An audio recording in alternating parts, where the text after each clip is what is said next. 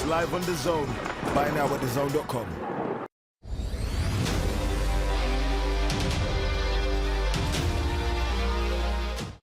Great Fire of London in 1666 and the Blitz in World War II. It's a place where this court, the City of London, meets. You'll often see me here in tights. They didn't tell me this when they gave me the job, that I have to wear tights. And I've worked out, finally, how to keep tights up because they kept falling down. I've got the secret now. But that's part of the job, and we sit here and we discuss key issues of the day in this honourable court. Beneath, you'll see Roman remains in our amphitheatre, going back 2,000 years. Yes, we've been around longer than the DFS sale, and we have more assets than Taylor Swift and Oasis combined, even after the ticket prices went up. Sport, and what we've got to do with sport, well, actually, sport's really important to us here in the City of London. Led by Deputy Lord, we have a new sports strategy, and supported by our chairman, Christopher Hayward, a new sports strategy that is designed to ensure that London is world-leading for sport in terms of a destination. We've got 11,000 acres across Greater London, including Epping Forest, Hampstead Heath, where you'll see football pitches, cricket pitches, Lidos, rugby, you name it, we have it here. And the city is an amazing place. The City of London is an amazing place. I've had a great time working here. You get to do brilliant things like this, hosting this amazing event, and meet some great people. I was just saying to my wife just last week, reflecting on my time here at the city, that never in our wildest dreams would we have thought that we'd be meeting such brilliant and amazing people. And my wife turned to me and said, "Ian, you're never in my wildest dreams, mate." That's what she said. She was very cruel to me about that. But we're here, we meet people like you, we host people like you. It's a great honour to have you here.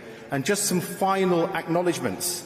I'd like to thank the sponsors and organisers of tonight's event, also the Mayor of London for his support in bringing high-profile sport to the capital, thanks to the Kingdom of Saudi Arabia, and the custodian of the two holy mosques, King Salman bin Abdul Aziz, and His Royal Highness Prince Mohammed Salman, and His Excellency Turki Al Sheikh, for putting together this spectacular Riyadh season event and its fight week here in London. The Riyadh season has really elevated the sport, and it is genuinely being done for the fans of boxing. We are here today to witness an outstanding card featuring Anthony Joshua against Daniel Dubois for the IBF heavyweight title of the world. I'd like to say let's get ready to rumble, but I can't. But what I can say is thank you and enjoy this evening's event. Thank you. Thank you, Mr. Ian Thomas, CBE.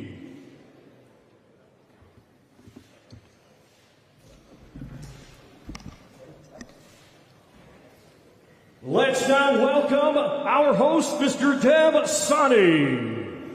Thank you, Thomas Triber. Thank you, Ian Thomas, CBE, as well. Well, ladies and gentlemen, welcome to another groundbreaking Riyadh season special. And this truly is something special. We have lit up the Kingdom Arena in Riyadh. We have lit up the BMO Stadium in Los Angeles. And on Saturday night, we will light up the National Stadium right here in the United Kingdom. Welcome to the Riyadh season card, Wembley Stadium edition.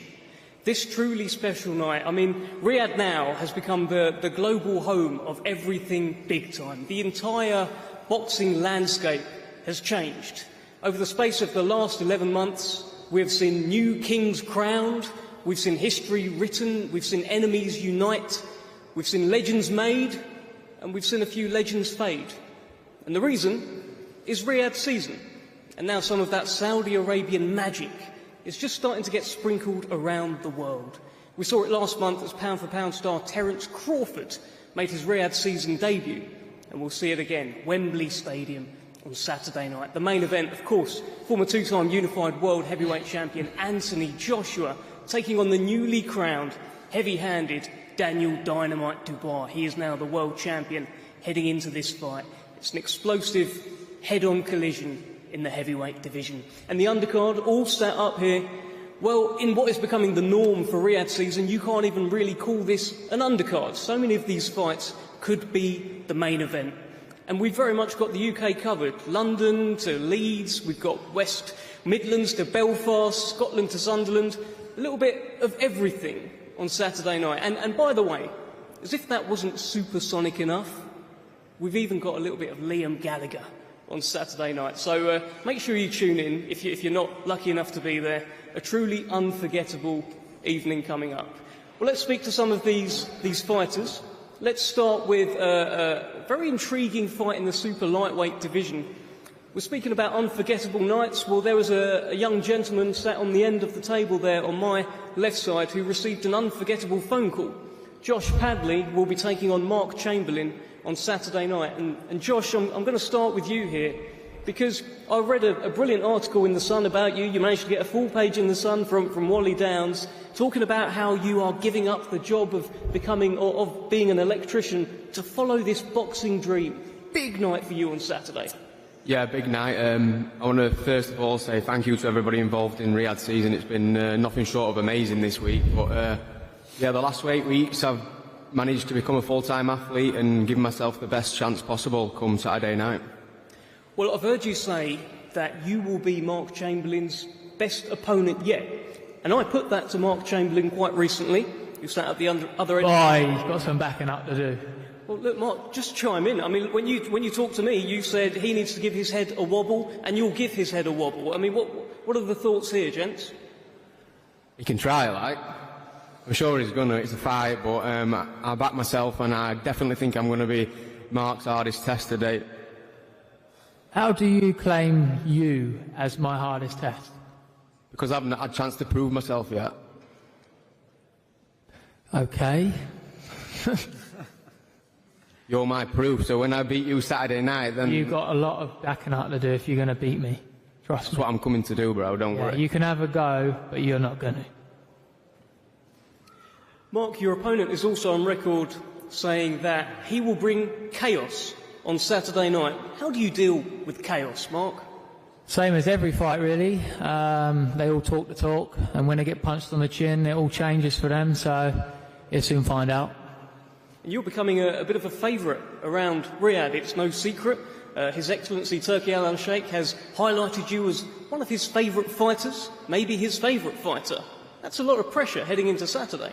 Yeah, obviously there's that added pressure there, but while we're on that subject, I would like to thank Turki Al-Sheikh, Spencer Brown, Queensbury, Frank Warren, everyone involved for letting me be involved in these platforms.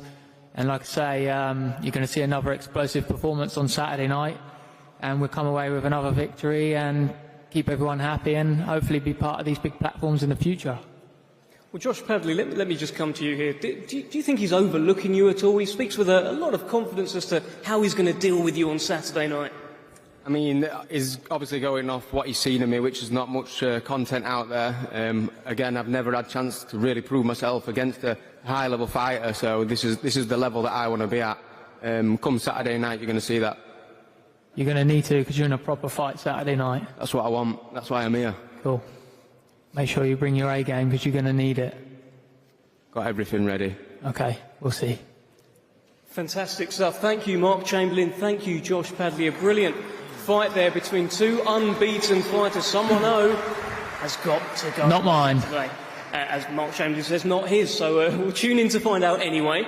No spoilers, thank you, Mark.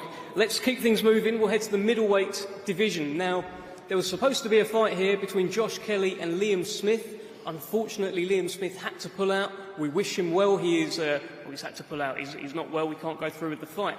But Liam Smith's loss is the gain of Ishmael Davis. He got the call. 6 days' notice. He stepped up. He said yes. Ishmael Davis, I mean, How do you go from being the guy that just took the fight with Josh Kelly to being the guy that makes sure he beats Josh Kelly on Saturday?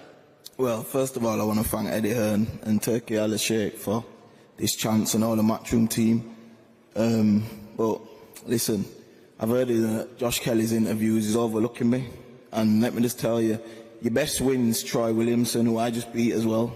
And every time you've stepped up, you've been beat. Ray Robinson, you should have lost. David Avanesian beat you.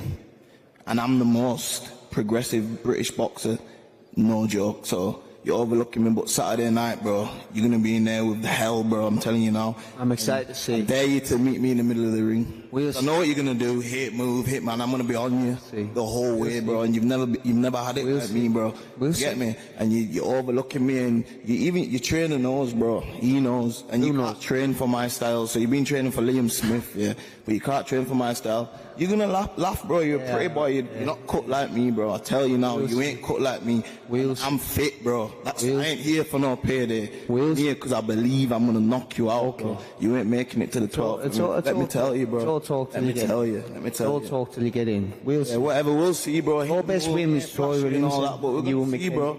We are going to send everyone levels. Because everyone seems to think it's levels. There's levels to this game. The truth is, every single time you've stepped up, you've been beat, bro. You learn. And me and you have got the same best win. Troy's my best win. I didn't have no amateur. 2 years on, I finished Troy. I finished them. We're going to see on Saturday. All the talking's done, yeah. Saturday night's going to happen. You're doing a lot of talking there. You're going to see a real superstar. You're doing a lot That's of what talking I am. there. I'm going to show you. You're doing a lot of talking there. Trust me, bro. Listen, we'll see. I'm excited to see you. I'm going to show you, Josh. I'm grateful for you taking the fight. I'm going to show you, bro. This late notice against someone like me. Bro, and you got some balls on your chest, bro. You got some balls on you. I dare you. Hold you up. Hold you in the middle of the ring with me. Hold you up. I dare you. You don't punch enough. Everyone, you're a superstar. What they think you are. Step in the middle of the ring with me and stay there with me. You were going to keep me. Yeah. You're going to keep anyway. We'll see you anyway. You're going to. Okay. Believe. I'm excited to see. I'm excited. Believe you. When I got that call, 6 days notice, mate, I couldn't sleep. I got out of my bed and I was up the whole day after watching Canelo beat fucking. Sorry for my language. After watching Canelo beat Belanga. I'm going to beat you, bro. I think you're a little bit excited here, Ishmael. I'm going to see.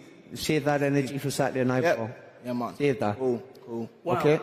Well, that was one question, by the way, ladies and I gentlemen. was a bit excited. Just the one. I was a bit excited.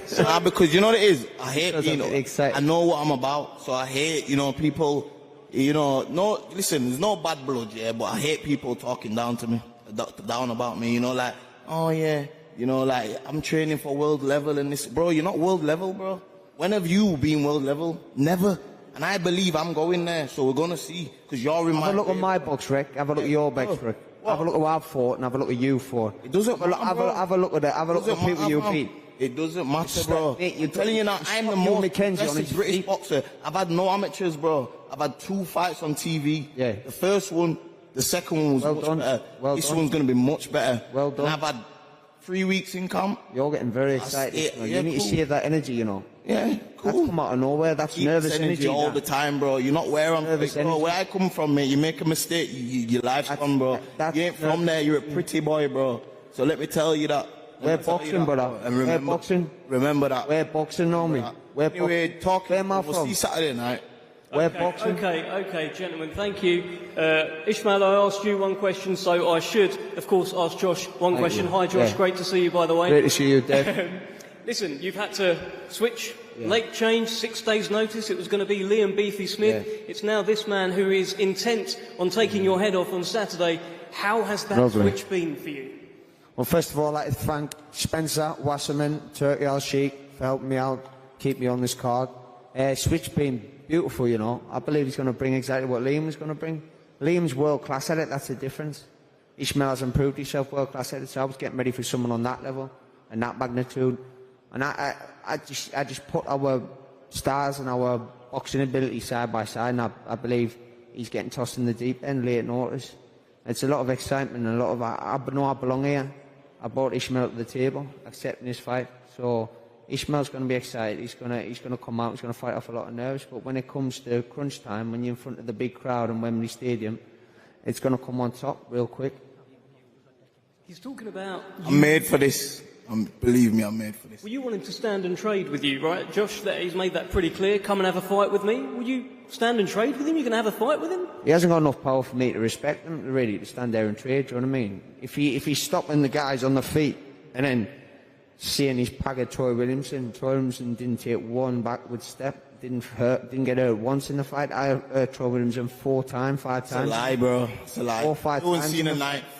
At 120, 109. 120, 109. Josh, 120, 109. You're a nice guy, bro. 116, Listen, let's just 140. allow the chat. Yeah, I'll see you Saturday. 116, 140. Trust You me, started the chat though, Ishmael. Yeah, Don't start. He asked you one showing my question, you went dominance, off. bro, like I'm going to be doing He in asked the ring. you one You're question, talking you down went about off. me, bro. I've not said no, but respectful, and I heard you talking down about me. I've got to come lad, who I am. you need to give it a rest. You need to wind it in. Just chill out. Cool. Just relax.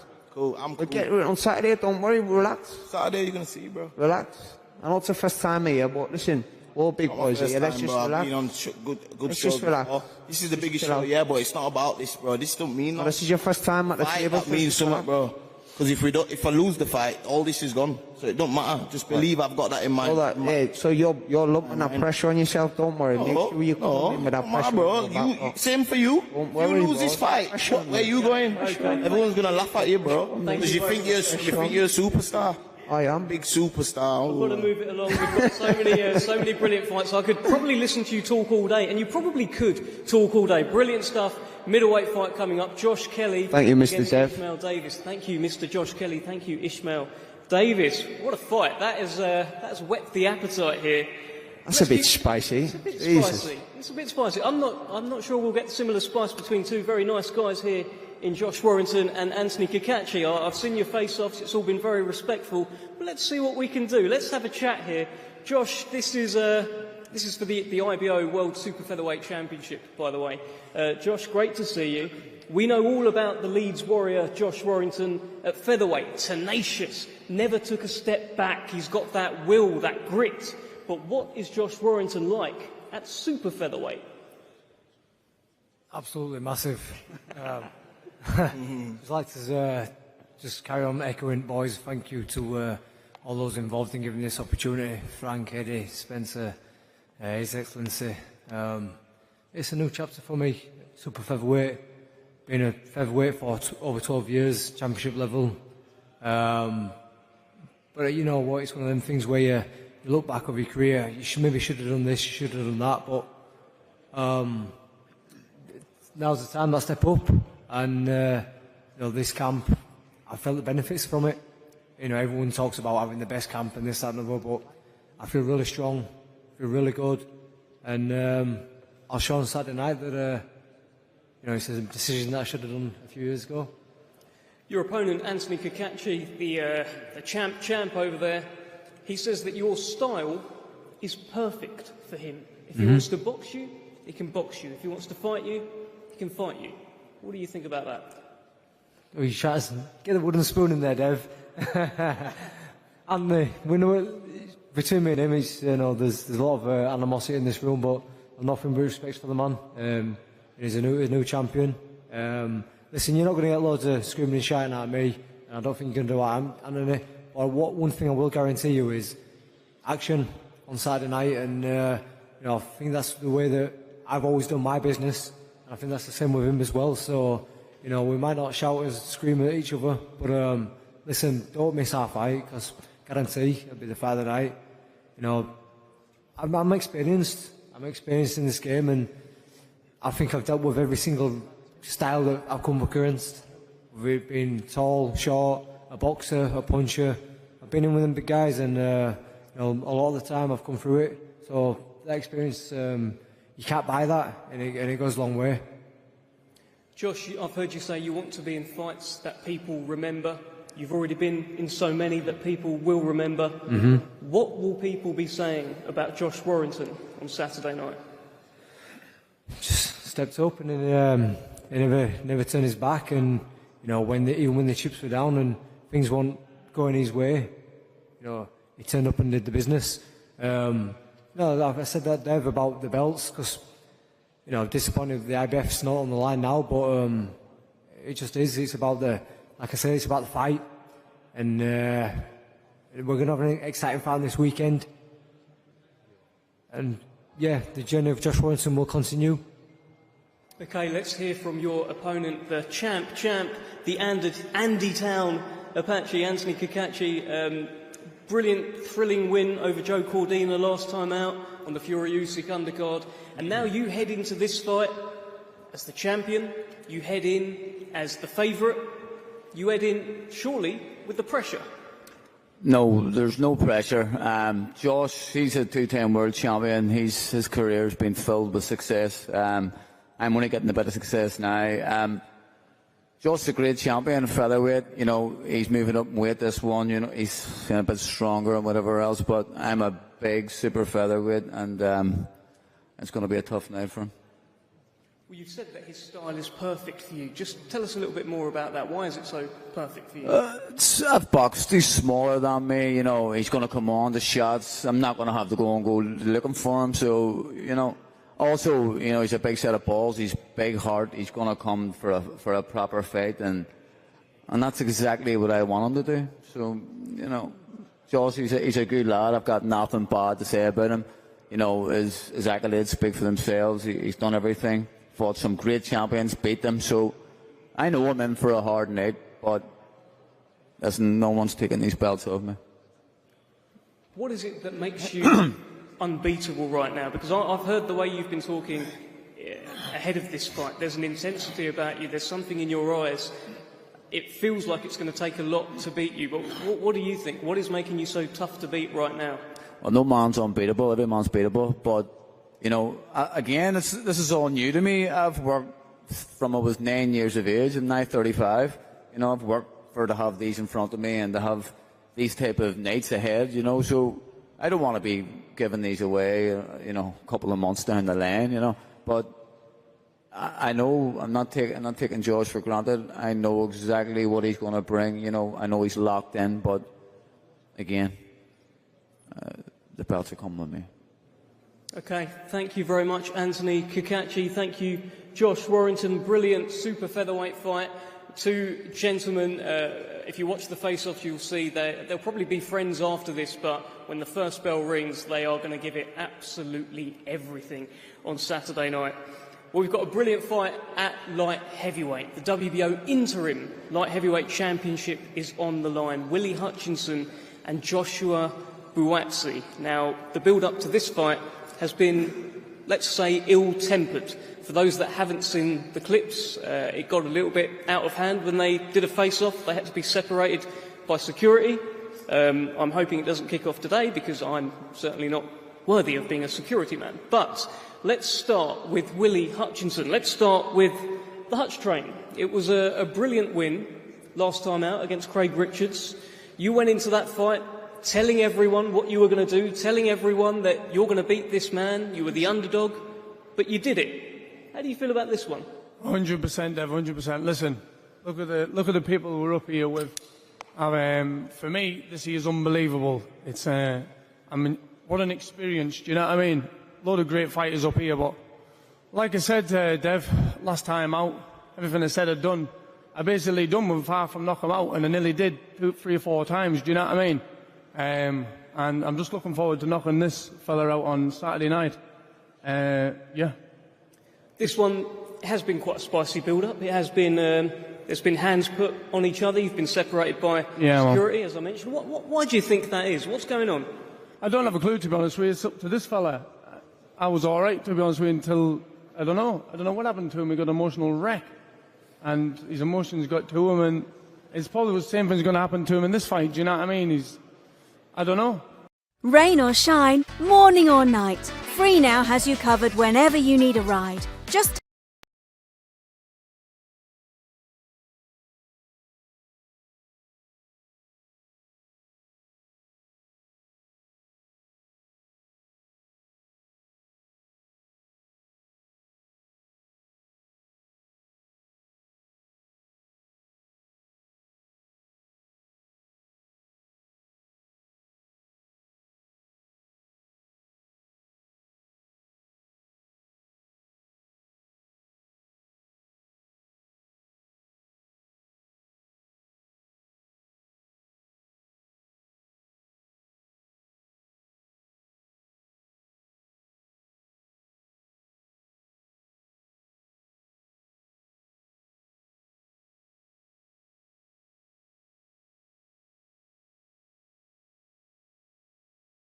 2 days away. It was... Dev, just keep talking. Well, I don't even know where it come from, because me and this fella, even though we only met a few times, and a couple of times we did meet, I beat him up in the gym. But apart from that, it was always all right, do you know what I mean? Listen, I'm the biggest worky ticket in the whole entire world. Far from it. But I genuinely was actually trying to be all right with this man. And then he tried to be a bad man, and he ain't got any bad man in him. You know what I mean? What bad man would he know? Ain't got a clue. Cool story, bro. Ev, what's up? What? I can ask you another question, Josh. I mean, right. Look, Willie has mentioned there, and there is a theme of sparring story heading into this event. He is on record quite regularly saying that he had his way with you in sparring. I know you've done several interviews saying you don't believe that to be the case. This is the opportunity on a big stage to kind of downplay his claims. It's not an opportunity on a big stage. It's all on the internet. So again, Dev, if you want to remind yourself, if anyone here wants to remind themselves, go on YouTube, man. The answer's the same. How do you win this fight? By being Buatsi. I show up. I tell you guys who my source is. I always give reference to God, because literally everyone here works hard and different things work for different people. But for me, that's my source. And what do you think of Willie Hutchinson? I think about him what you think. What everyone thinks about him is the same. To be honest with you, I think I'm all right. Unless I'm deluded and away with the fairies, I genuinely think I'm actually all right. I shake everybody's hand. Every person I meet, I shake their hand. I try and be as helpful as I can. I can be a nightmare sometimes, yeah. Like I'm his nightmare just now, but I'm only his nightmare. You know what I mean? You think you're a nice guy, then everyone thinks you're a nice guy, then you're a nice guy. Well, they're all laughing. They're not laughing with you. I don't need people to laugh with me, bro. They're laughing at you. No one laughs, so I quite like that. That's all right. Well, I hope not. Anyhow, I think you're all my friends, and I'm enjoying every second of this until really tomorrow's the first bit in it. So when you weigh in, we'll see. We'll go see each other in a minute. Anyhow, we'll get a bit of food into us, and then Saturday night. The first thing's tomorrow, and then Saturday. Listen, I've been in camp for 11 weeks. Today, Thursday, I went on a Thursday, 11 weeks. I've been training my ass off for 11 weeks. I've done all the hard work. This is fun, man. Enjoy yourself, innit? This is, what on earth have I been doing all that for? What, to look on the table, oh, these things. You know what I mean? I've been training for this man for not for 11 weeks, for 17 years. He's the biggest step for me. I'm going to do what I'm going to do. You know what I mean? This is fun. Have some fun. That man looks like he's going to cry his eyes out, bless him. Tell us why you win this fight, Willie. Why? Because I'm far too good for him. It's that simple. Any final message, Josh? In every aspect. Again? Any final message? He knows it. I told him already, September 21st, I'll see you. So 2 more days, babe. I'll see you. It's just like that, man. It's just like that. Thank you, Willie. Thank you, Joshua Buatsi. Brilliant. WBO Interim Light Heavyweight Championship on the line on Saturday night. Of course, the winner is in line for a shot at the winner of Artur Beterbiev against Dmitry Bivol coming up October 12th, all part of Riyadh season. That's a fantastic fight. Do not miss that one. Well, let's move on to the chief support. We've got 2 middleweights here who both have different habits. We've got Hamza Shiraz, who has got a habit of knocking out every single middleweight that gets put in front of him. We've got Tyler Denny, who has a habit of when he is presented with an unbeaten rising British middleweight, he takes their unbeaten record. That's what we have heading into this fight. He's also the European champion, and Tyler Denny, I'm going to start with you. In your most recent fights, you talked about how you want to go to Saudi. You want to go and get some of that Saudi magic. Well, Saudi has come to you. Riyadh season has come to the UK. How does it feel to be part of such an incredible show? Listen, I'm privileged, man, and I've talked it into existence. I'm here. But firstly, I want to thank His Excellency, Spencer Brown, Boxer, BCBL Johnson, and my whole team. It's been a great experience all week. I've enjoyed every second of it, and I'm looking forward to Saturday night. I plan to enjoy that even more. What do you make of your opponent here? He is he's unbeaten. He's got very heavy hands. He's a Riyadh season ambassador as well, by the way. So very much a fan. I scored 76 goals in one season. Everyone says I'm good enough to be scouted by a pro club. That's my dream. Till I died.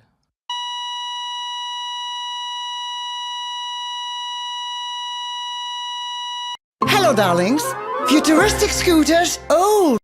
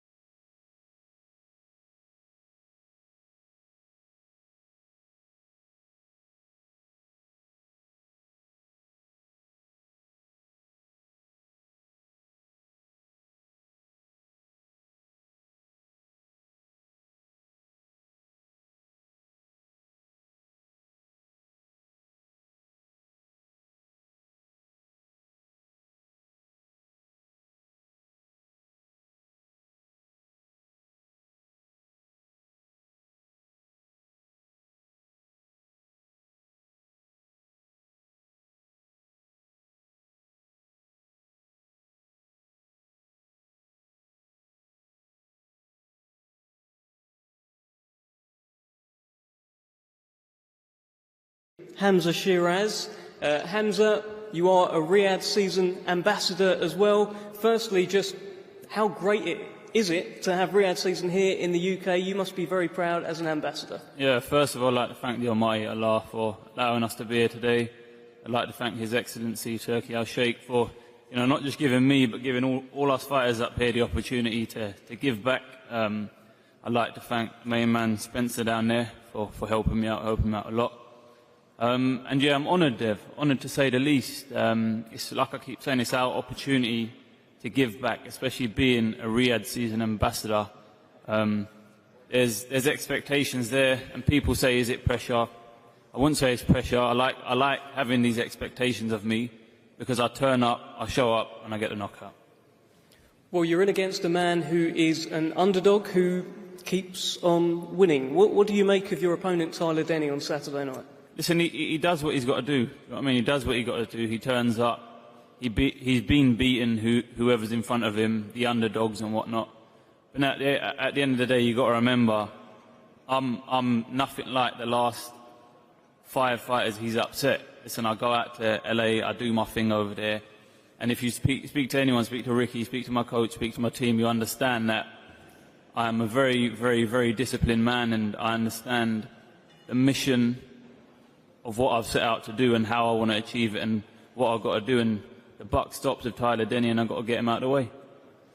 Well, Tyler, let me just bring you back in here. You were asked a little while ago, do you feel like Hamza Shiraz has made a mistake taking on a fight with Tyler Denny, considering he's on the cusp of challenging for a world title? You said, yes, I feel he has made a mistake. We put that to Hamza, and he said, well, that might change in fight week. The energy may change from Tyler. So what is the energy? Has this man made a mistake? Listen, man, if you think I'm going to turn up and start shooting myself, you've got another thing coming. I don't get the question. I don't get why you can get triggered by that. You asking me if I made a mistake. I'm never going to say, no, he made the right decision, he's going to splatter me. You know what I mean? I believe in myself. Of course I'm going to say he's made a mistake. That's just it is. He could have waited around and got his opportunities. Fair play to him, man. He wants a good fight. I'm the European champion. I'm going to bring him a good fight. And that's all it is, really. It's a bit of stirring and whatever, but, I believe in myself. Of course, I think he's made a mistake. Hamza, we talked about, you said, well, let's see what his energy is in fight week. That's a pretty clear indication of what he intends to do. Yeah, it is. And I'm glad. Like I said, I keep banging on about giving back. That's all I want to do when you've got the opportunity of this magnitude. Well, Tyler Denny was also asked 3 reasons why I beat Hamza Shiraz. He said, I want it too much, my confidence is sky high, and I'm a sore loser. How do you deal with that? I win. It's as simple as that. Don't really make much of it. He done what he had to do. He answered the questions, and that was that.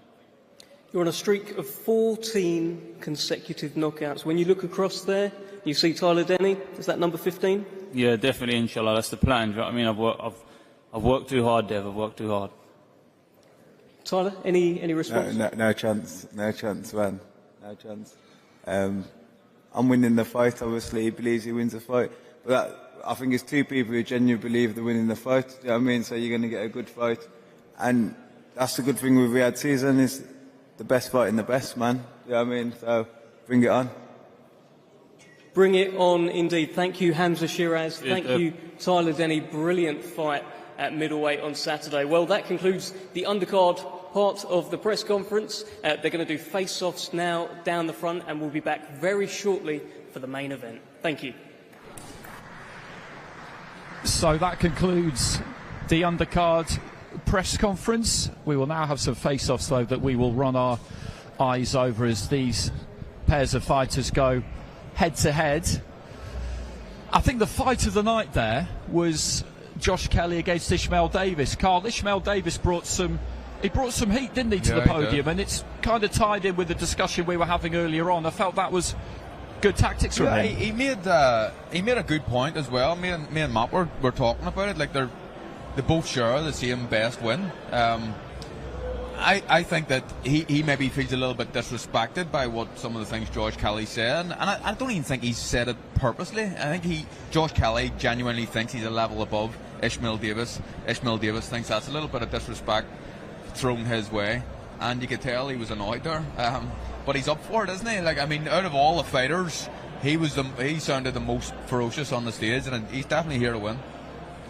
I thought Kelly handled that pretty well, though he didn't really rise to it. He stayed calm, and I thought by the end of that exchange maybe he slightly came out on the right side of it, because Davis possibly just went on a little bit too long saying the same thing. He did, but I think it was probably a bit of a reality check for Kelly as well, thinking, you know what, I've got to actually give this guy some props. You know, he's just not here to make the numbers up. I thought this was a walk in the park Saturday night. Hearing that, seeing that, you know, the points that Davis is putting across there, he's thinking this could actually be more even than what it is. Now, this is down to a fighter's individual self-confidence to think, do I really believe I'm levels above you? But by the sounds of it, it's like, you know what, maybe I've got to actually give you a bit more respect than I thought. Matt, we didn't get loads out of Tyler Denny or Hamza Shiraz or Anthony Kakache or Josh Warrington, which was what we expected, really. Kind of all eyes were on Willie Hutchison and Josh Buatsi to an extent, and he didn't really manage to land Hutchison, did he? I'm not saying he was trying overly hard to, but I think he was just having a bit of a fence just to see what might happen, and Buatsi wasn't really having it. No, he was prodding a little bit, but nothing came back, did it? So he had nothing to really go with. I still think it's going to be a really good fight. You know, Buatsi's never been a big talker at press conferences. You know, he's sort of always plays it down, doesn't he? But I think it'll be a good fight. So I think Hutchinson's going to be tricky. I think he's going to be early doors, could be difficult for Buatsi. I think the second half will be really interesting. And let's remember the potential of Willie Hutchison. I think his first 5 fights he'd signed with Haymaker. Yeah. They don't sign anybody and everybody. So and it's only because of Shelley Finkel's his manager as well. Yeah, that's what I'm saying. They don't sign anybody they don't think has the potential. This man's got the potential. Now, hopefully the maturity matches his ability and self-confidence, self-belief. This fight is a lot closer, and people should pay a lot more attention to this fight than any other fight on the other card, because if there's going to be an upset, it's that one. The fighters just behind us, just assembling either side of the stage, patiently waiting for the face-offs, and I think the first one is coming, which will be Mark Chamberlain and Josh Padley. How would you describe that? Panoramic view almost of Eddie Hearn there and Frank Warren. And Chamberlain and Padley is a fight that was put together at relatively short notice. Padley had 6-7 weeks notice for this. Chamberlain a heavy favourite, which is completely understandable, and he's taking the opportunity here, Chamberlain, I think, to just kind of welcome Padley to the big time and just try and make him understand that on Saturday there'll be nowhere to run and nowhere to hide. He's got a bit of he's got a side to him, Chamberlain, I think, which you see comes out gradually during fight week. Yeah, I think he's definitely a spiteful person. I think that I like the way he fights. I think that there was obviously a lot of talk about him and Sam Noakes in this rivalry they're building up, but he seems to be doing his own thing now, being backed heavily by Turki Al-Sheikh, who loves him. But you can see why. He's an exciting fighter. Really, really good, exciting fighter to watch. And he looks to knock people out. He looks to hurt people. Yeah, and he was just letting Josh Padley know that I'm the big boy here in town and I'm the boss. So Moses Atama has joined us on the panel. Thanks very much for taking the time. Always good to see you. When you look at these press conferences yourself in big fight weeks, you've been part of a few of them now. How do you view them? Do you feel like you watch people go about their business and pick up a few tips? Do you feel like there's an expectation on you to say more as you get older and more experienced? No, not really. Sometimes I like watching it as a fan. Like, obviously, I know I'm in the sport of boxing, but yeah, I do like the entertainment side. So obviously, when I do see something silly in a press conferences or something like, don't know, I'll just smile at it. I don't really tend to take it in my note or anything, but I do like watching the press conference. So we've got Hamza Shiraz and Tyler Denny up on stage at the moment. Oh no, that was Ishmael Davis and Josh Kelly, I beg your pardon. So those two just breaking off, and that was all pretty civilised. Davis, as we were mentioning, had plenty to say, and I think it was wise of him to try and kind of put it on Josh Kelly a bit in the press conference and just remind him of what you were all saying, basically, which is that with the change of opponent, the pressure is now really on Kelly rather than Davis. In terms of these press week events, when you two were fighting, were you just glad to get them out of the way? Was it a relief to have it over with and now you could just concentrate on the very final bits of weight making? Might have been different for Johnny, but I was always struggling to make weight, so they were a pain in the ass for me, if I'm being honest. All I wanted to do was not be around food, not be around people. I was hungry, I was thirsty, and I was angry. The last thing you want to do is a press conference, but you understand why they have to be done. I hated this week. Brendan called me the entertainer. Why? I was why? I wasn't funny. Couldn't tell jokes. But I thought this week, why are you asking me these questions now? Why don't you ask me them at the beginning of training camp? And it's just something you're obligated to do. You've got to do. It's the business side of our sport, and you do as little as possible. But if it's personal, that's where fights are won and lost. That's where I thought I won the fight against Carl Thompson for the world title. Fight week, because I knew he wore his heart on his sleeve. So you've got to think tactically, you've got to think smart, but most of the time, you don't want to do it. All very good natured between Kakachi and Josh Warrington there, all smiles, and that's how it's been in the build up to this one. Very cordial, very, very friendly. Quick handshake with Spencer Brown, Frank Warren and Eddie Hearn, and I think they're saving, or they have saved, the chief support to be the last one that we will see.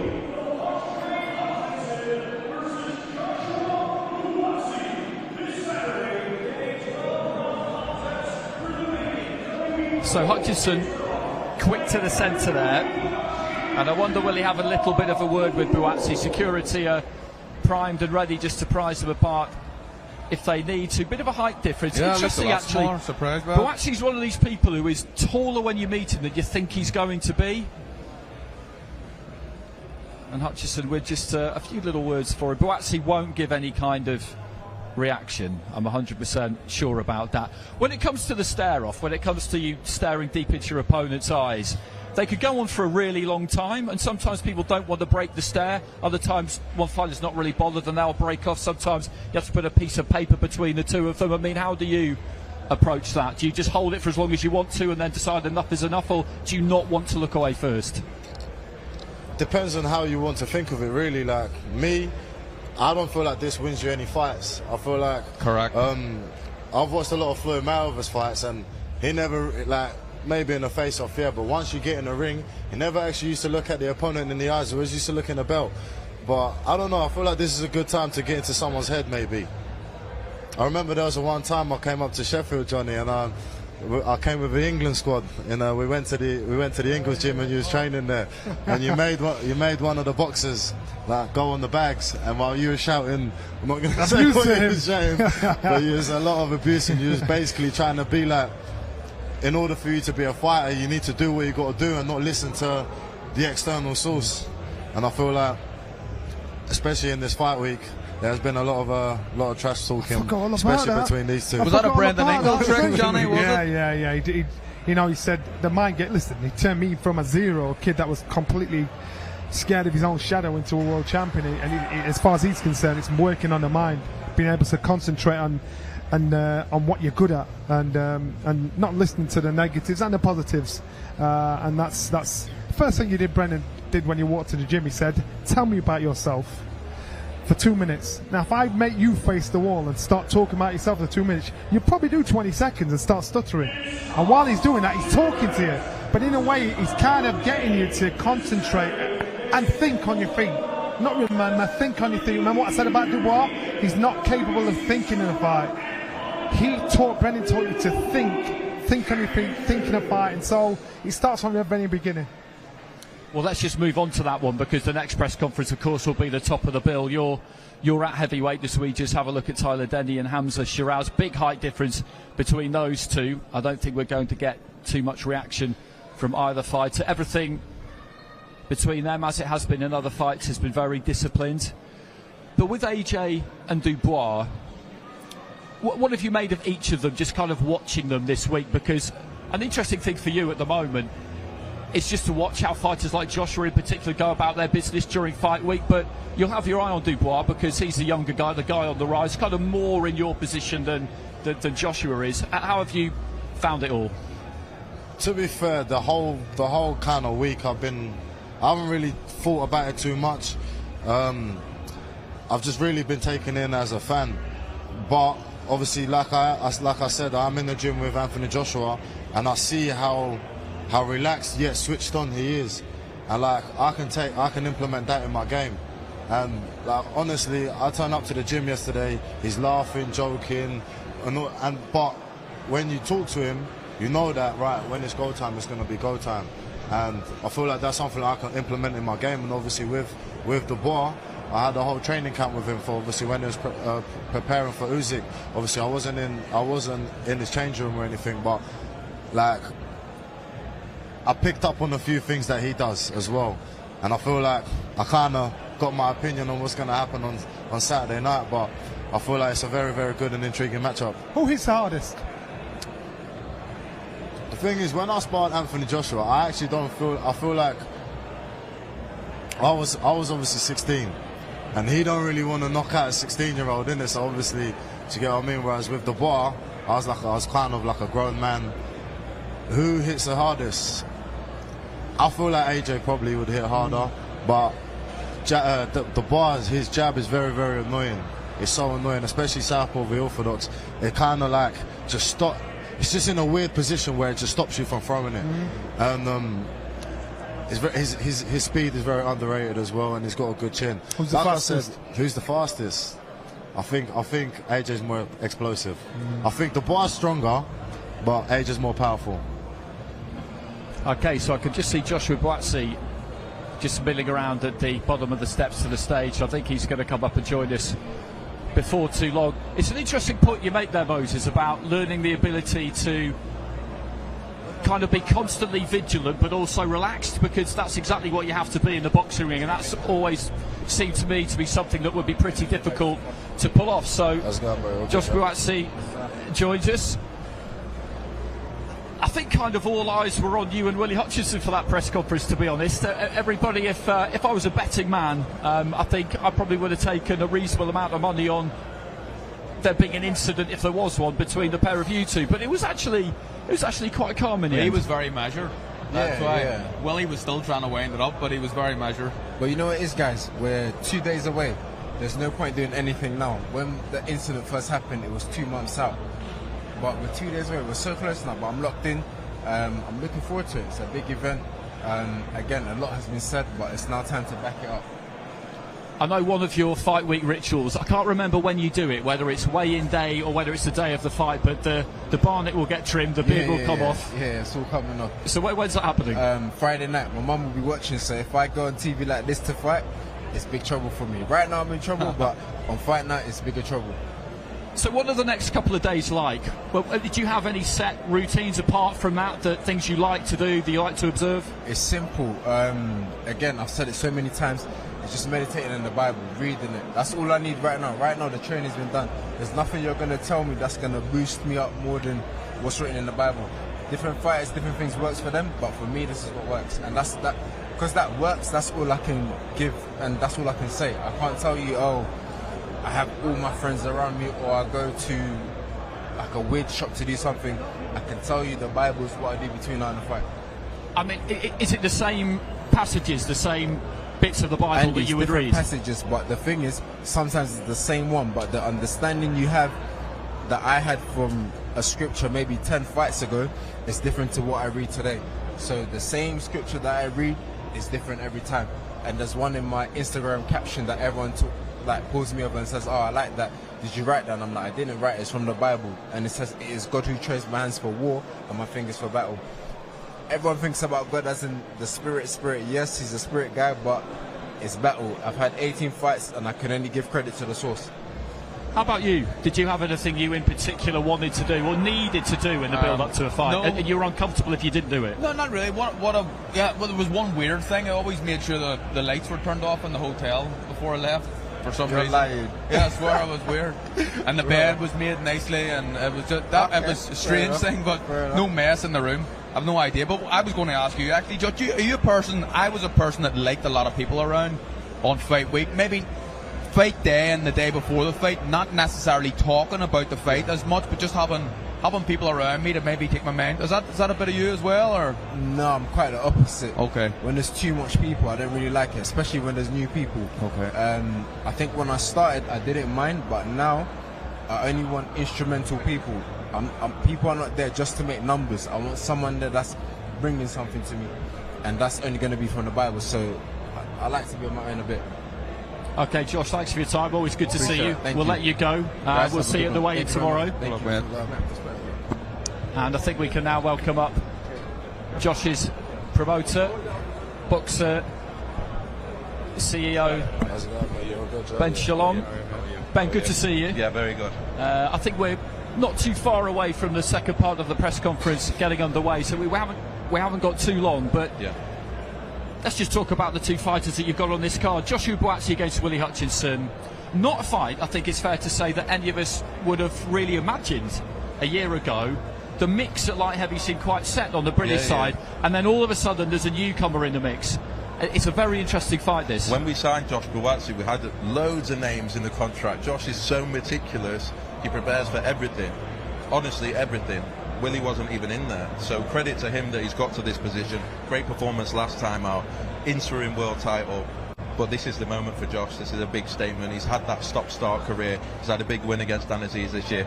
I just feel like I appreciate Willie talk to talk. I appreciate how confident he is. I appreciate how good he is in the gym and his amateur record. And everyone talks so well of him.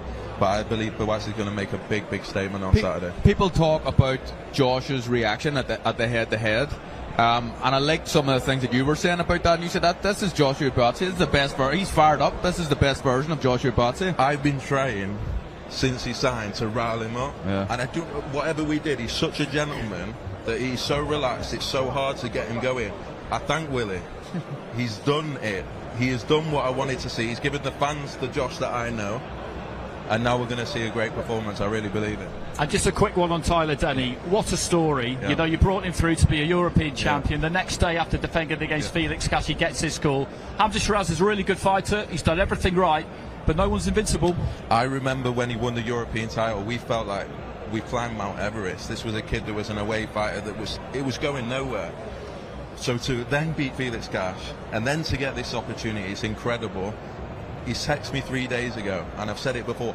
He said, Ben, I know you don't believe me. I know no one believes me, but I promise you I'm going to win on Saturday night. That's how much confidence he's coming in on Saturday. He's had the perfect preparation, the perfect fights, tall fighters, rangy fighters, Brad Ray, River Wilson, bent twice. he's ready for this, and we're going to see the very best Tyler Denny on Saturday night, and whether Hamza Shiraz has enough, we'll see. Okay, great. Ben, good to see you as always. See you. Cheers. Thanks, Enjoy Ben. the next couple of days. See you. So Johnny Nelson is going to come back in and join us. And Moses, I'll just bring you in on that conversation we were having before those two came up in terms of kind of fight day rituals and preparations. I mean, it's early on for you, but how are you with all of that? Any superstitions, anything in particular? Nah, not really. I guess my ritual was training hard. I never really had like. Maybe when I was in the European Championship as an amateur, I had 4 fights in 1 week, and the first fight I went and I stopped the kid in the first round, and then like I don't know why, I just thought let me wear the same boxers for the second fight. I went and I stopped him in the first round again. Did you watch them? Say that again? Did you watch them? Didn't watch them. No. Didn't watch them. No, didn't watch them. No. Nasty. And then I was like, you know what? Let me see if this will work for the third fight. I went in, I stopped him again in the first round. And then I was like, listen, I've come 3 fights now. Oh, no. I might as well wear it on the last day. It wasn't like I would wear it the whole day. I'd literally put them on, box, and then I used to hang them up on the window just to let it get some fresh air. But I don't really know.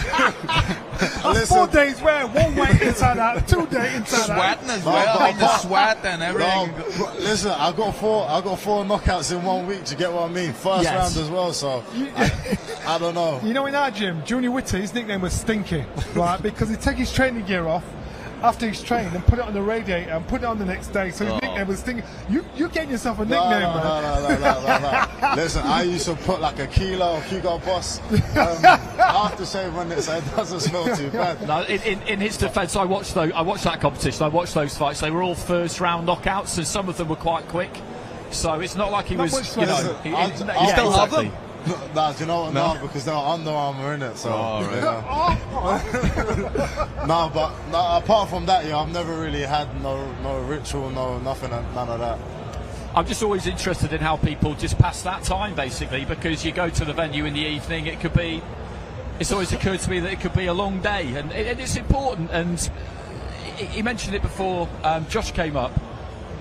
That ability to be able to, in the ring, be constantly vigilant but also loose, to be on point but relaxed, because if you're not, then your tank just empties really, really quickly. I mean, if you feel like you've got to grips with that early, then that's a brilliant thing, isn't it? Yeah, I think so. I think the big man certainly has that. He boxes with a sense of fluidity, not like your typical heavyweight. He's faster hands than any other heavyweight that I've seen recently.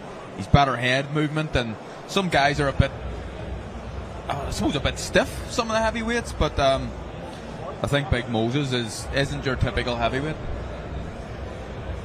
And let's just have a quick chat about the impact of Riyadh season on the heavyweight division, because we've got a heavyweight fight top of the card here. We have Fury against Usyk, we've had Joseph Parker against Deontay Wilder and Zhilei Zhang. It hasn't gone well for Deontay Wilder, but Parker and Zhang have really produced some big performances. It's been great for Daniel Dubois, boxing out in Saudi Arabia twice. For Anthony Joshua, of course, it's been fantastic, because they're making the really big fights, but it's not like they're making one a year. You know, you can box 2-3 times in a year on Riyadh season if you keep winning, which is just great for the division. Yeah, absolutely. I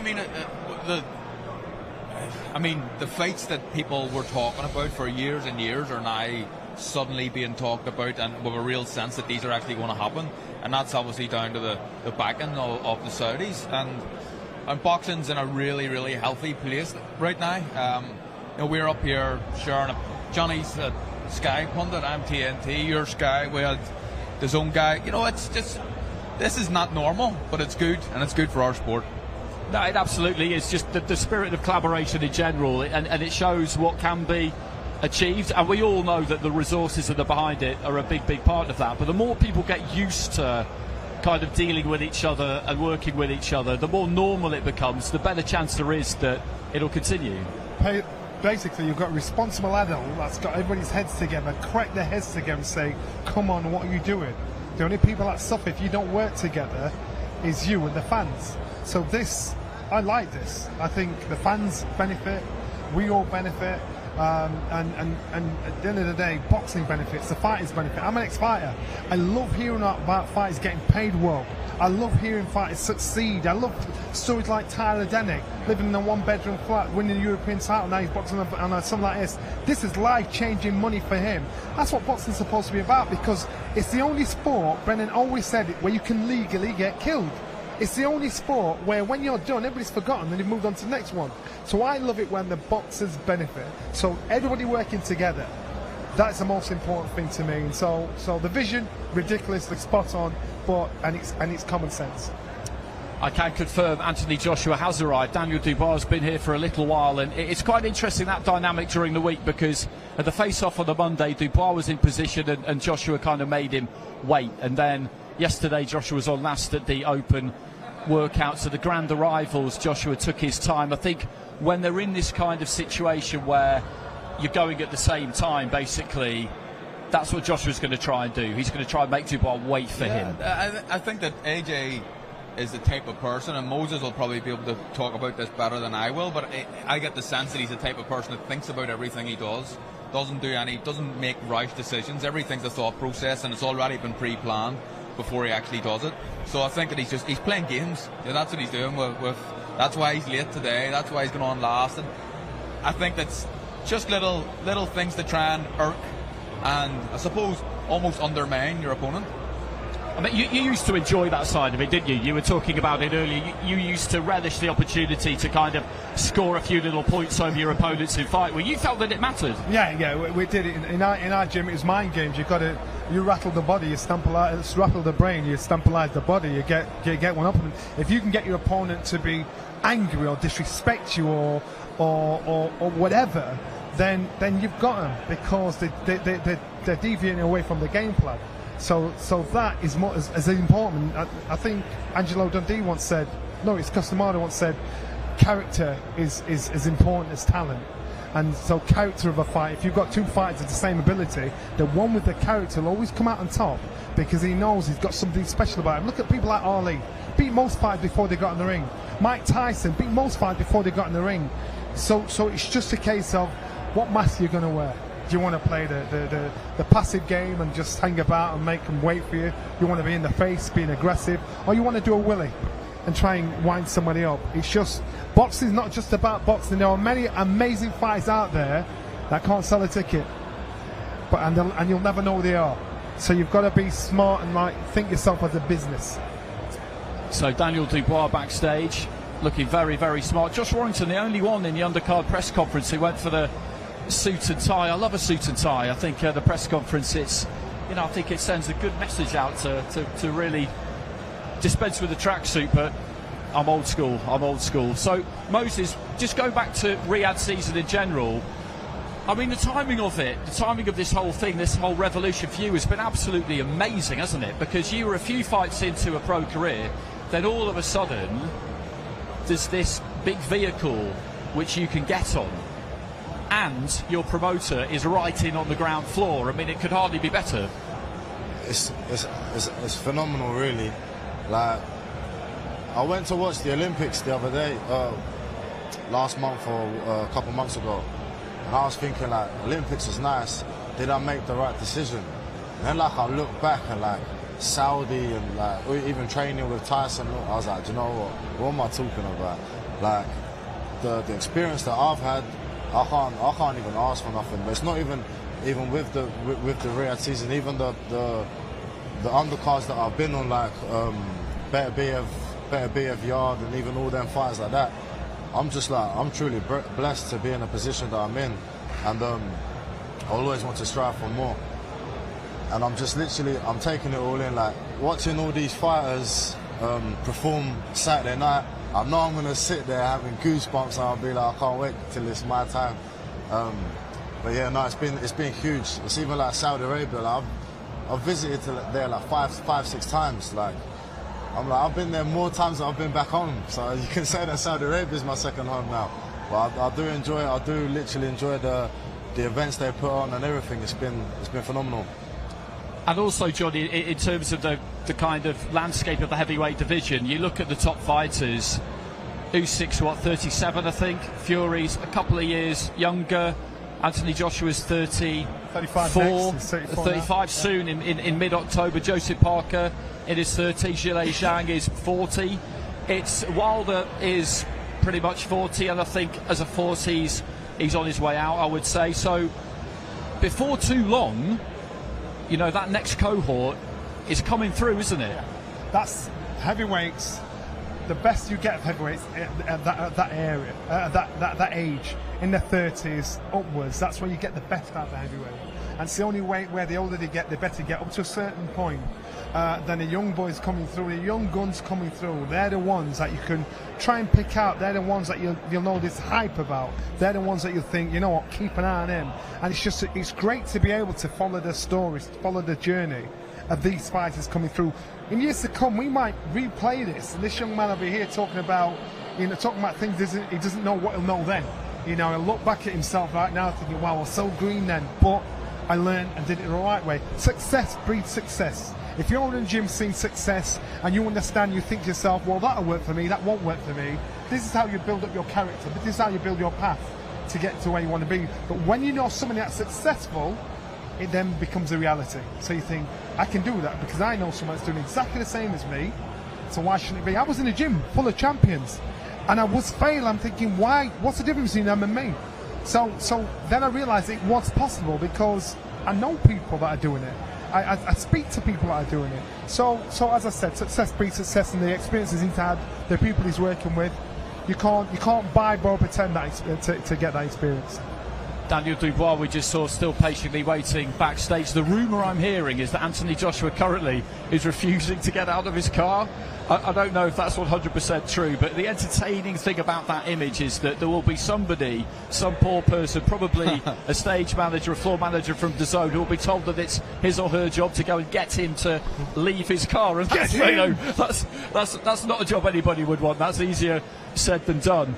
But just to go back to what we were talking about, Carl, this current crop who have been very successful, they've delivered huge fights. They don't have long left, do they? I think it's fair to say that they give varying forecasts on how long they'll stay in. Fury said sometimes he wants to box until he's 40. Anthony said the same thing, but this is a hard sport. Hard sport, and if they're all going to be fighting each other, there's Anthony Joshua and I, but if they're all going to be fighting each other like they are, they're hard fights as well, and they can have an effect on how long you stay in the game for. But I don't even, 40's not even that old for a heavyweight these days. You know, there's been, you look at what Bernard Hopkins done, he wasn't a heavyweight. George Foreman done it before him, he was a heavyweight. So I think the guys that you're talking about are in their prime years right now. Okay, let's hand over to Michael Buffer. Ladies and gentlemen, in approximately 52 hours, two of the very best, hardest-hitting heavyweights in the world today will step into the ring at the legendary Wembley Stadium, London, England, in front of 96,000 fans, a record crowd for boxing at that stadium. And it's Riyadh Season Card Wembley Edition, an event for boxing fans around the world. All brought to you by Riyadh Season and the General Entertainment Authority, GEA, with Frank Warren for Queensberry Promotions and Eddie Hearn for Matchroom Boxing.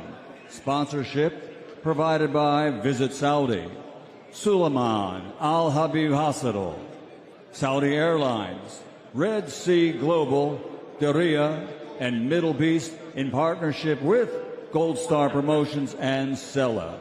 Ladies and gentlemen, special thanks to the Kingdom of Saudi Arabia and the custodian of the two holy mosques, King Salman bin Abdulaziz Al Saud, His Royal Highness Prince Mohammed bin Salman, and His Excellency, Chairman of the General Entertainment Authority, Turki Al Sheikh. Well, ladies and gentlemen, welcome to the final press conference for Saturday night's main event. 12 rounds of boxing for the IBF Heavyweight Championship of the World. Let's meet the promoters and the fighters at this time.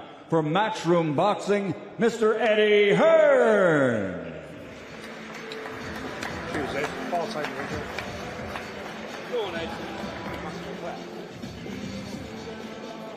And please welcome, for Queensberry Promotions, Mr. Frank Warren. Cheers, Frank.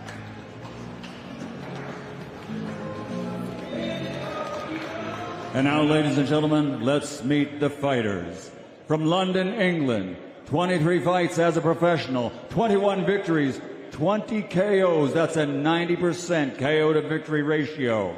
He's the former WBA heavyweight world champion and the current reigning and defending IBF heavyweight champion of the world, Triple D, Daniel Dynamite Dubois.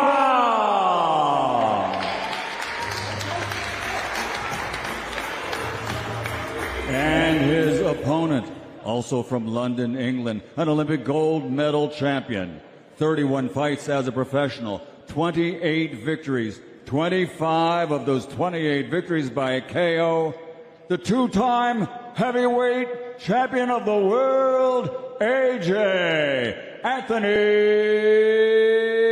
Joshua.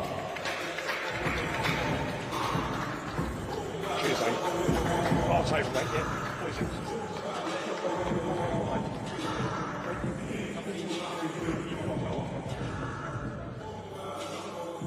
And now, ladies and gentlemen, let's turn this press conference over to our host, Mr. Ade Oladipo. Thank you very much, Michael. Good evening, everyone, and welcome to the very beautiful, historic, and iconic London Guildhall. Welcome to another huge, monumental event, and welcome to Riyadh Season Wembley Edition. Look, I've been very fortunate to have attended all the Riyadh Season events, from our very first one, Tyson Fury versus Francis Ngannou, to our most recent event in LA, Terence Crawford versus Israel Madrimov. And all of the events have exceeded our expectations. And all the events have got bigger and bigger. Not just fight night, that's not what Riyadh Season is about, but fight week. More excitement, more events, more engagement, and most importantly, more eyeballs on the sport that we love, boxing. What Riyadh Season has done for fighters is, for some, look, it's given them maybe opportunities that they weren't going to get. For some, it's given them the spotlight they craved. And for two fighters here in our main event, it was an opportunity to rebuild and remind people as to how good and dangerous they can be. Daniel Dubois entered Riyadh Season off the back of a defeat to Oleksandr Usyk. 2 fights and 2 wins later against Jermaine Miller and Filip Hrgovic, he's now rebuilt. He's one of the best fighters in the world, and he's the current IBF heavyweight champion. Anthony Joshua entered Riyadh Season, and it was Otto Wallin, a stern test on paper, that he came through with flying colours. And then it was Francis Ngannou, a man who had previously caused Tyson Fury so much problems. Anthony destroyed him in a couple of rounds. So here we are, 2 fighters in arguably the form of their lives that will compete in front of 96,000 spectators at the National Stadium. Anthony Joshua versus Daniel Dubois for the IBF heavyweight title in front of the best fight fans in the world, the British fight fans. Now, look, normally, I'm going to break protocol a little bit here. Normally, you go to the promoters, and I will get to them, Eddie Hearn and Frank Warren, but I want to go to the fighters first. Daniel, I want to come to you. You are the champion, and I want you to clear something up for us, Daniel. The rumours are circling. Where is your trainer, Don Charles? Is there an issue? Is it a case of Don is just sick and not here? What's happened? We haven't seen Don all week. Listen, as long as they're in my corner on fight night, I'm all right. But everything is okay? Yeah, everything's good, you know. Okay, that's good to hear. Let's move on from that and let's put that rumour to bed. All right, let's start with you, Daniel. Again, you are the current IBF heavyweight champion. You can see that the camera is here. This is a fight of extreme magnitude, right? They're saying this is the biggest British fight card we've ever seen. You headline it. How are you feeling? How's preparation gone? Everything's gone well. Training camp's gone brilliant. I'm ready to fight. Let's go. That you are, I know. You've wanted this fight against AJ for a while, not just after the Hrgovic fight, before that. You've called him the king. You said you're the king slayer. Why have you wanted this fight against Anthony Joshua so badly? Well, it's a resurrection story of my career, and, you know, I'm just on a roll right now, so, you know, I just want the biggest challenges and make a name for myself and create history. You've had some ups and downs, like every fighter, every top fighter. The ups recently have been very, very good. Jermaine Miller, Filip Hrgovic. When did it switch, Daniel? When did you realise that you are one of the best heavyweights in the world? When did it click that you can compete at the top table? No, I've always known that. You know, I haven't got too much to say right now. I'm just ready to go on Saturday. It's a great show, and I can't wait to go. Yeah, but let's move on. I'm going to come back to you, Daniel, though you are going to answer a few more questions, hopefully. AJ, here we go again, right? You've been there, you've done it, you've seen it all. You've been in big events. You've been in big events since you turned pro. What's it like to be at another big event, Riyadh season at Wembley, home of what I think was your biggest success against Vladimir Klitschko? What a blessing. Thanks for everyone coming today, but it's a blessing to be back again, to be able to perform, prove to myself, prove to my team that I've listened to the instructions in training camp, and we're ready to rock and roll. And I'm in supreme condition, both physically and also mentally. So yeah, it's good to be back, and I've been watching some of the old fights as well, just adding some fuel to the fire, ready to rumble, reminding myself what I can do and what I'm capable of. We all know exactly what you can do. Daniel Dubois is a name that maybe many thought wouldn't have been your opponent a few months ago. What type of challenge do you expect Daniel Dubois to bring to you on Saturday night?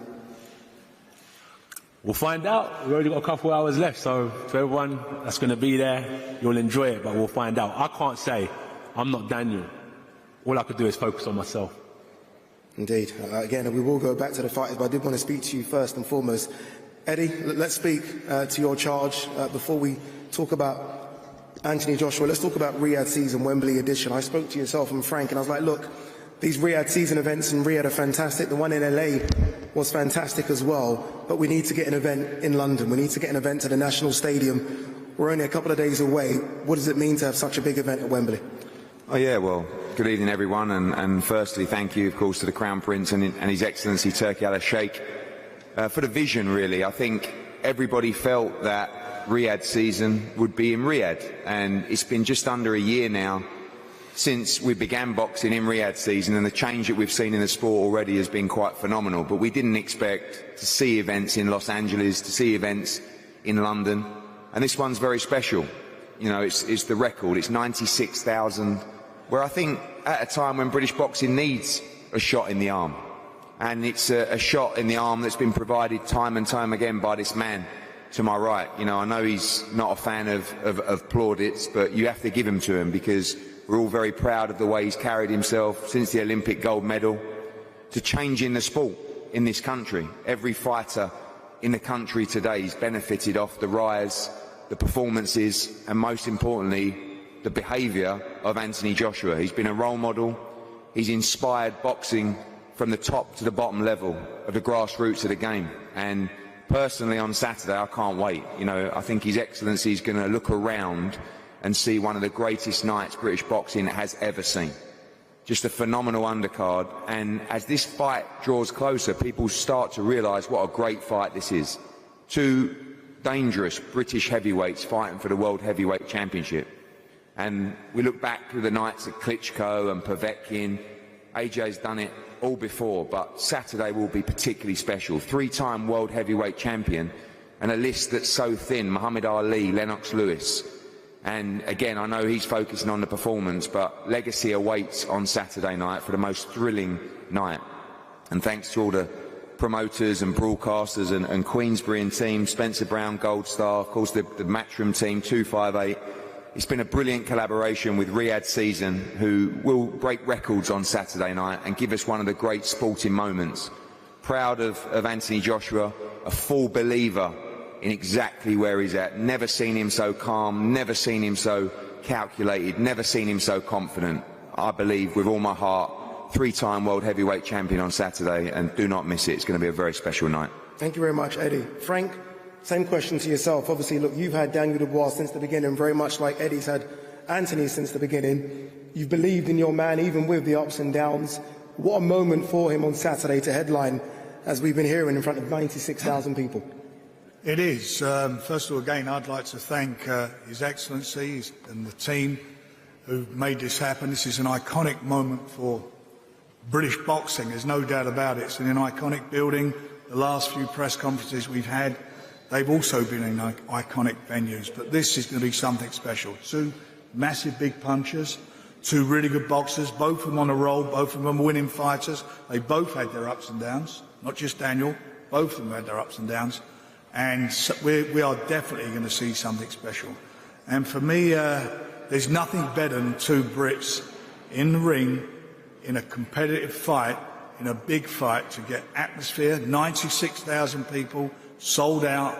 It is going to be something special.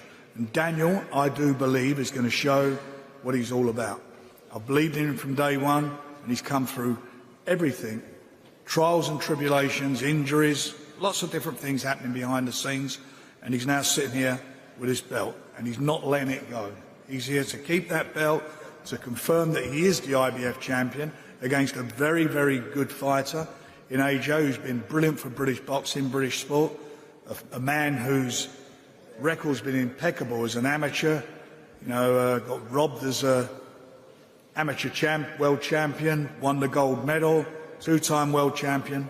But then we've got the new kid on the block. And this new kid on the block can fight. He can punch. He's as big a puncher, if not a bigger puncher, than AJ. He can jab, same as AJ, and he's got mobility. He's fast, and he's a good finisher. So one thing's for sure, do not blink in this fight. Do not blink, because from the first bell to the last, it's going to be something extra special. I believe this heavyweight fight could be the Britain's Hagler Hearns. That's how exciting it's going to be. Daniel, I want to come back to you. I know you said no more questions, but I will try and force a few more questions from you, Daniel. You are now a champion, right? I mean, it's the dream from a kid to where you are now. You've got a new IBF belt in front of you. How's the confidence levels gone up since you've become champion? The world title, I need to retain it and hold on to it. So, it's a great thing to have, but, I need to legitimize myself by winning this fight. So, I'm ready to go to war and ready for a fight. Do you expect to knock out Anthony Joshua? By any means necessary. Knockout, whatever way it comes. Points, knockout, whatever way it comes, you're ready for it? For sure. AJ? Not been knocked out before? Yeah. A lot of people have said they can knock you out. Francis Ngannou mentioned it before when we did the face-off. Other fighters have said it as well. When you hear those words, is it almost just a case of, okay, you have to do what you need to do as well to get the victory? Definitely. I showed Daniel and his whole team the respect they deserve during training camp, and that's going to put me in good stead on Saturday. So yeah, I'm tough. So is he. As Frank said, we've got all similarities. So may the best man win, really. And good luck to him. Good luck to his team. Thank you to my team for their efforts as well. Yeah, British boxing. One thing when I first started boxing, I said I want to bring the heavyweight division back alive in the UK, and I think we've done that. So well done to everyone here as well. You guys are being very respectful now, which is nice to see. It is a gentleman's sport. I did the face-off for both of you about a month ago, and it wasn't very nice towards the end of that face-off. I had to move back, and everyone accused me of ducking away from it. I wasn't. But you accused them of being disrespectful then. Yeah. What happened for those that maybe didn't get that clip? Why was he disrespectful? It wasn't disrespectful, it was just a phrase I used, but he said, "Let's go now." And I clicked for a minute. I said, "What does he mean by that?" And then he repeated it again. And I just feel like anyone in here, if I was... Boxing, this is what happens. This is boxing. These things happen. So, we're fighting Saturday. Let's go. So as I was saying, at the press conference, I just feel like you should never let anyone take an inch, because they'll end up taking a mile. You know what I mean, Dan? Sorry? That's it. He said, never take an inch, never let anyone take an inch, because they'll take a mile. Dan, I've spoken to you all week, and all week it's been smiles. I sense that the switch is now on, because you're a few days away from going to war with Anthony Joshua. Has that switch turned? Because, look, we spoke yesterday, and you're all smiling. We spoke the day before, and it was all smiles as well. It's a very different Daniel Dubois now. No, I've been preparing for this for months, weeks, and, it's been spoken about from the start of my career, so, as a pro. So, here we are now. I'm ready for it. I feel good. I'm ready. Okay. As I cleared up the Don Charles thing right at the beginning, I do want to clear up one more thing. and forgive me, both of you, for doing this, but I do need to clear it up because a lot of people want to know about it as well. This spar that happened several years ago. Now, you, Frank, said in a recent documentary that you heard about the spar and you signed him basically because of that spar as well.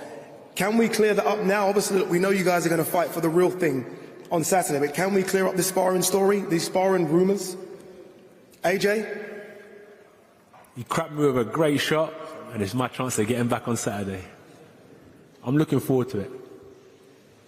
There you go, Well, we sparred hundreds of rounds, didn't it? You cracked him, Daniel.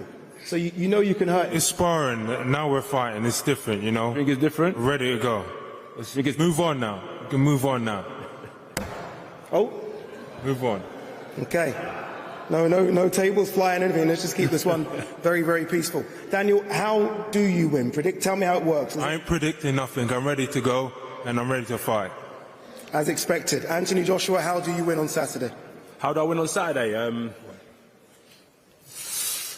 Can happen in a variety of ways, various ways, but I'm not dependent on punch power, you know.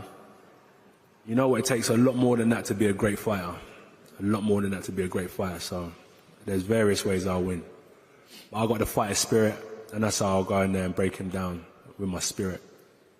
Eddie mentioned that you can be one of those, rare fighters that are a three-time heavyweight world champion.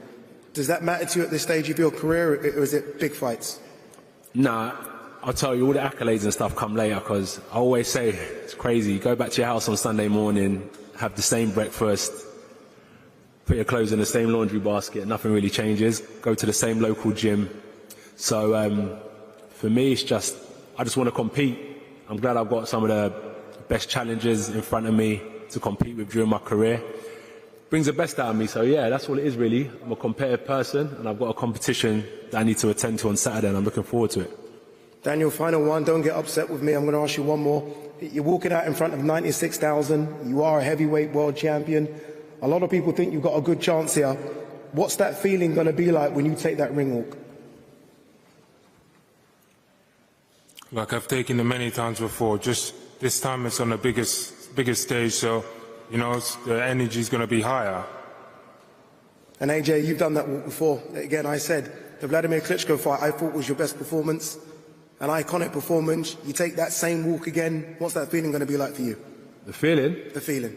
Sorry? The feeling, what's that feeling going to be like for you?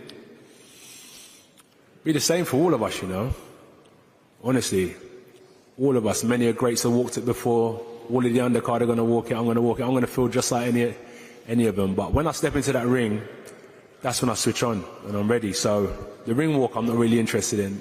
That's just getting to the location to do my job. But once I'm in the ring, I'll be ready, 110%. And final one to the promoters, Eddie and Frank, you've been there, both of you, you've done quite a lot in the sport. You've been at Wembley before and you've held big events. You've been at Wembley before and you've held big events. What's it going to mean to both of you to take that walk with your fighters to that ring for what is the biggest British fight card we've ever seen? Well, listen, I'll be one of the lucky 96,000 with a great seat. But all that matters is this man to the right. The journey so far, this is his fourth fight at Wembley.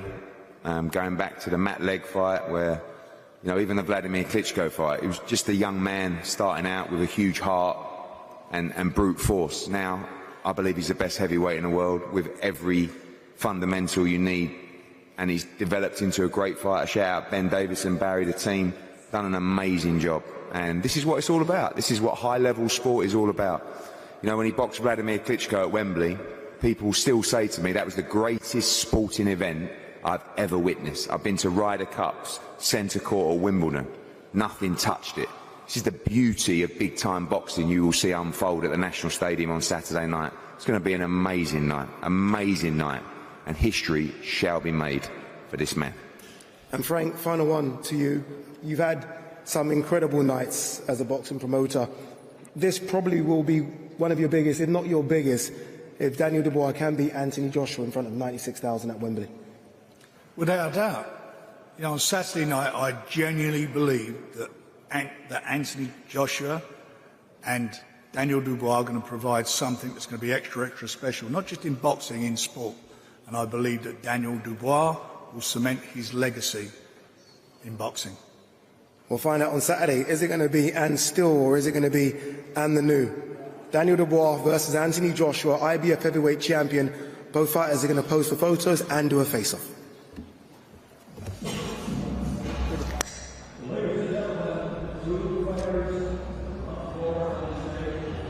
So interesting that between the pair of them. Daniel Dubois was how he has been most of the week. He was on good form, he was kind of bouncy, there was an effervescence about him. He's certainly not cutting any kind of a nervous, shy or awkward figure. The only time we've really seen that, I thought, was when he was just waiting for the face-off on Monday, but since then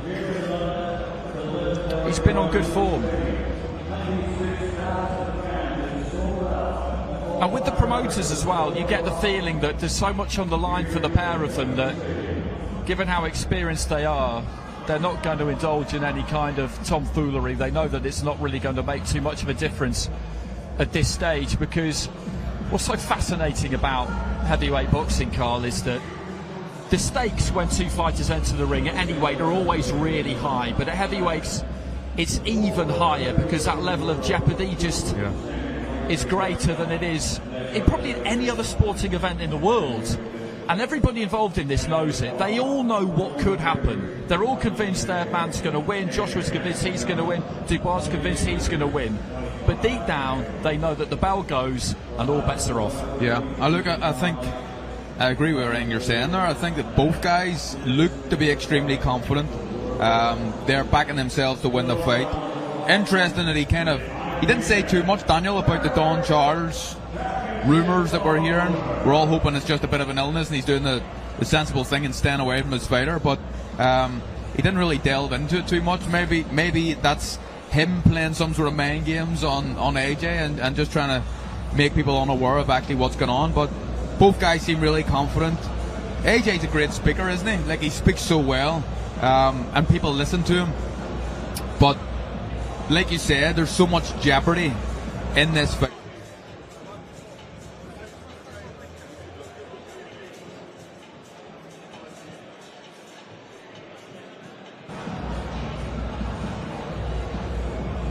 Okay, so Anthony Joshua there with Ariel Helwani.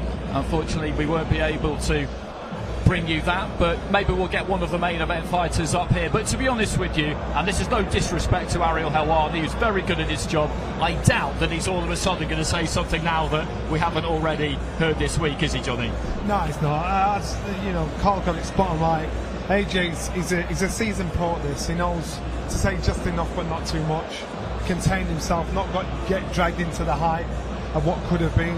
I could see Daniel was trying to be sharp. He's just not. He's not a smart ass.